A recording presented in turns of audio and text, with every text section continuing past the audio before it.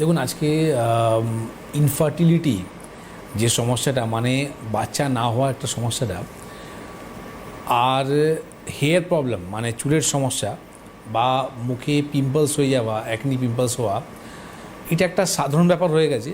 কিন্তু আমরা কোনোদিন গুরুত্বই দিই না কি এই প্রবলেমটা হচ্ছে কেন।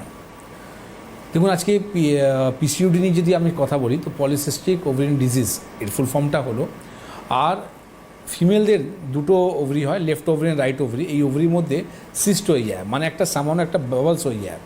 এই বাবলস হওয়ার পর অনেক সময় এক্সেস ব্লিডিং হবে, আবার অনেক সময় ব্লিডিংটা হবে না, ইরেগুলার পিরিয়ড হবে, যে কারণের জন্য কী হয়, হারমোনসে ইমব্যালেন্স হয়।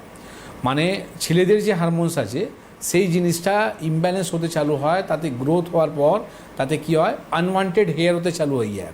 মানে আপনি দেখবেন ফেসের মধ্যে কিন্তু হেয়ার গ্রোথ হয়ে যায়, বা অ্যাক্সেস যখন ছেলেদের হারমোনস যখন গ্রোথ করে, তো ছেলেদের মধ্যে কী আছে কি আপনার শরীরের মধ্যে কিন্তু হেয়ার বেশি হয় ছেলেদের।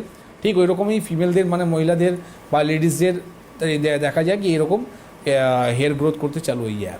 কিন্তু এই যে সমস্যাটা বললাম, এই যে সিমটমসগুলো বললাম, এটা যদি আপনি ডায়াগনোসিসে যদি কথা যান, তাহলে আপনাকে সিম্পল একদম একটা সোনোগ্রাফি রিপোর্ট মানে আলট্রাসোনোগ্রাফি রিপোর্ট আপনি করে দেখতে পান যে সেখানে আমার ওভারি কী কন্ডিশনে রয়েছে।